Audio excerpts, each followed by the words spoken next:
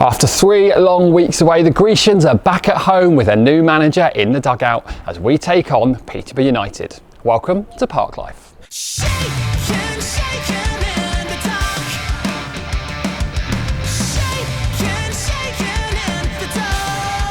Coming up on this week's show, we hear from Gary Caldwell and former Posh player Giovanni Brown. We also take a look at a previous encounter with Peterborough United, but we start with a brilliant late FA Cup win against Port Vale last weekend. Port Vale 10th in League One, Exeter in 11th. This could be a close game here today. Butterworth threads it through to Dennis Politic. Can he finish? You bet he can. Port Vale into the lead. Corner work short. It's back to Conlon here. Drops the shoulder. It's still Conlon who rolls it to Politic, and it comes back off the crossbar. Denied his second of the afternoon. Ball sent forwards. Just a couple of minutes to go until half time. It's good work, really good work by Stansfield, who can roll it back to Brown. Exeter draw level.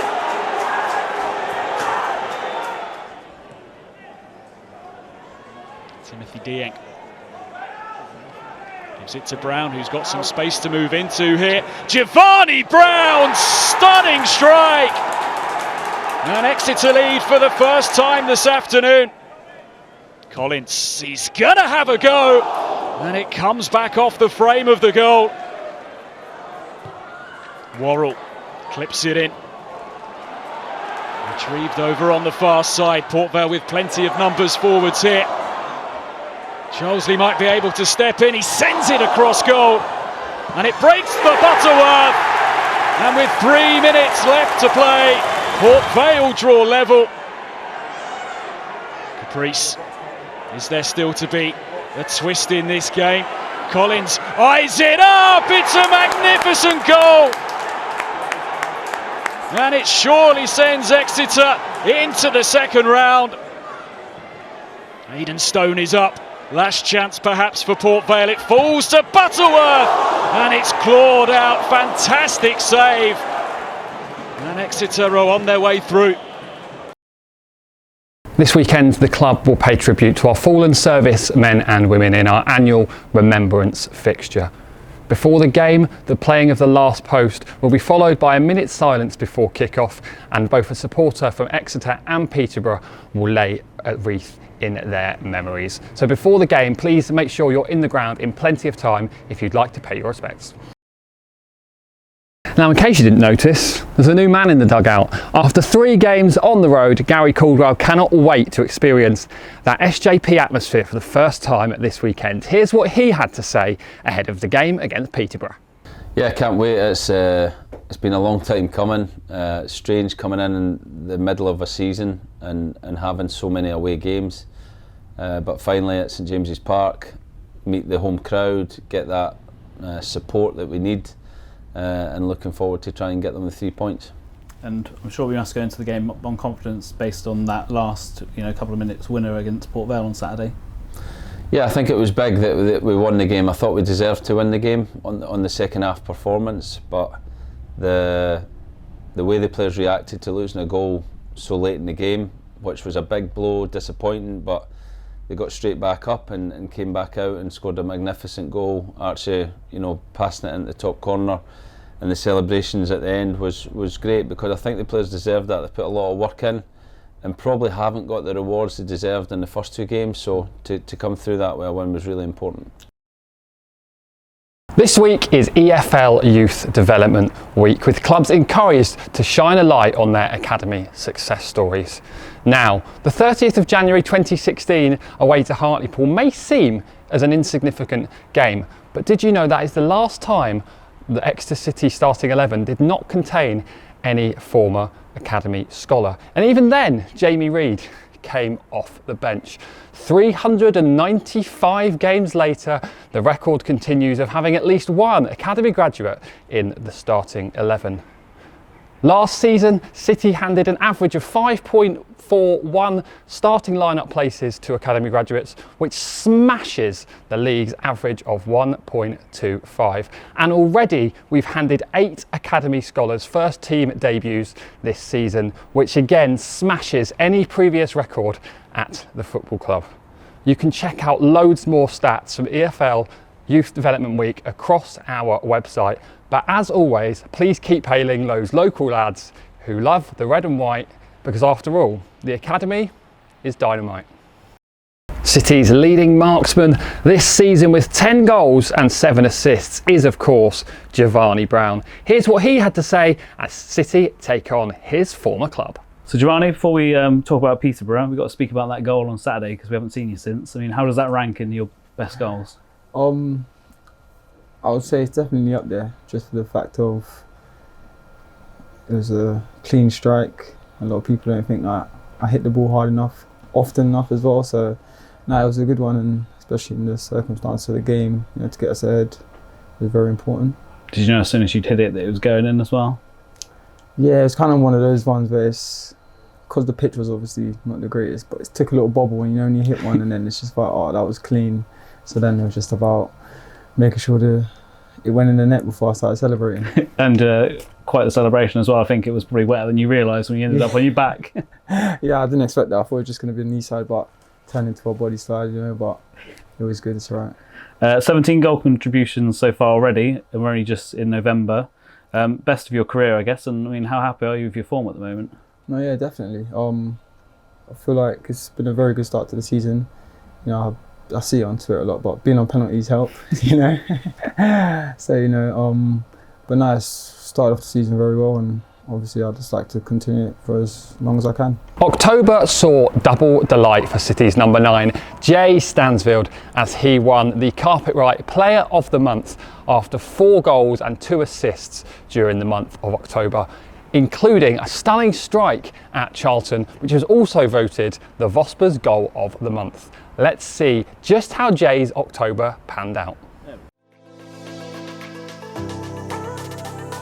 Battle works its way through. Might be an early chance here. Right-footed shot. The keeper can't get there, and it's in. Try and fly down the wing again and utilise that. And Nombe's free here, squares it up, and he can't miss. Surely he won't miss. He doesn't.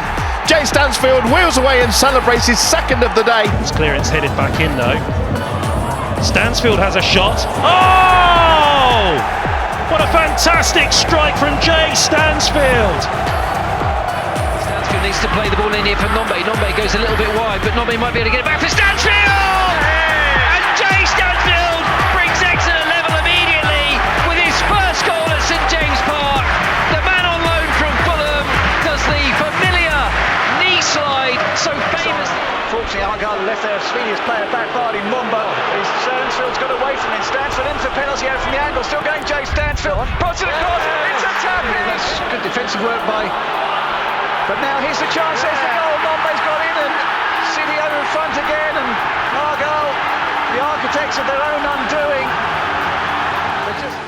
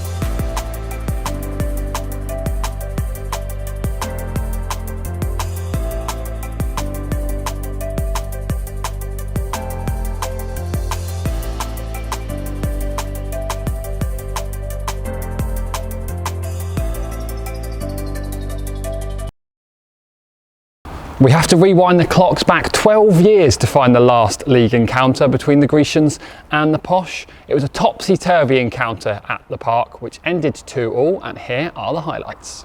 Formed teams meet at St James's Park. Exeter City have won their last 3 games in all competitions, their best run for 2 years. Leaders Peterborough have made their best start to a season in 11. The corner, which is headed back across goal for Zekuani. Flashed across the face. Early chance for the centre-back for Gary Johnson's men.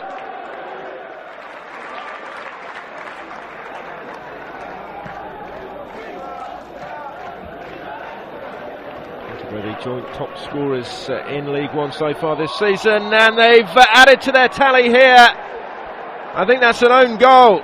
It was Mendes Lang who put the cross in, Mikhail Smith who put the pressure on, but Archibald Henville who put the ball into the net. Own goal, Peterborough 1-0 in front. Circum. Back out to Circum again, support on the overlap as the cross comes in and has to be tipped over by Joe Lewis.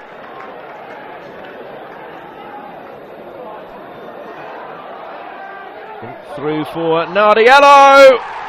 Fine finish and an equaliser for Exeter City. Daniel Nardiello scores his second goal of the season. He celebrated at St James's Park.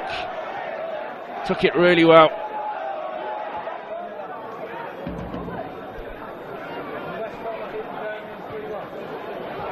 We'll find Andy Circum here in space for Exeter City. Curitan in the middle, it's come through to him, and Jamie Curitan has scored. Powerful finish, and Exeter have come from behind to lead by 2-1. His first in League One this season for Jamie Curitan. Kyle Smith. Back to the substitutes. Tomlin, and Peterborough are back level. Lee Tomlin scores his first goal for the club since his summer signing from Rushden and Diamonds. Off the substitutes bench to score. Peterborough back on terms 8 minutes from time. And they go on and win it now, the leaders, to cement their place at the top of the division. They've only drawn one of their last 31 games, and they come close to winning it there. A deflection on the shot.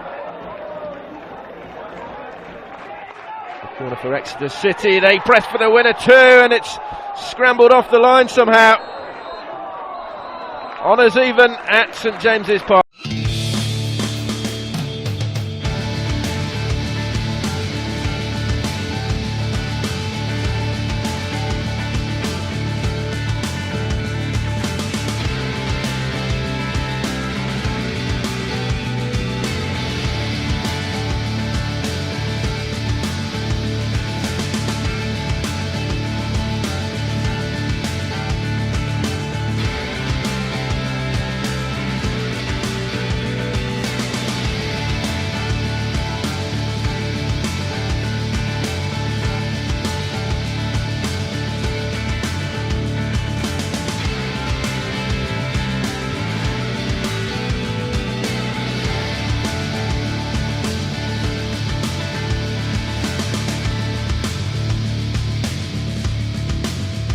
It's only a couple of weeks until the start of the 2022 Qatar World Cup, and if you want to join us to watch England's 3 group games against Iran, USA and Wales, you can do so by heading over to our ticketing site and paying just £5 for a ticket which includes your first drink on arrival, either in here in Centre Sport or upstairs seated in the Trust Suite. So that's England's 3 group games for just £5 each, which includes a first drink, and who knows, maybe into the knockouts as well.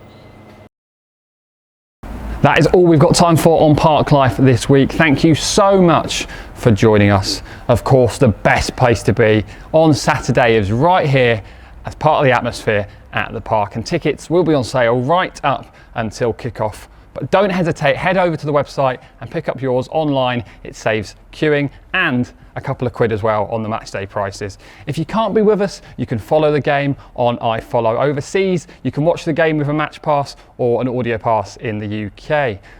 Also, we'll have the full coverage of the game on our social media channels. That's Twitter, that's Facebook, that's Instagram, with interviews with Gary Caldwell and one of the players at full time as well. As always, one last thing for me to say, up the city.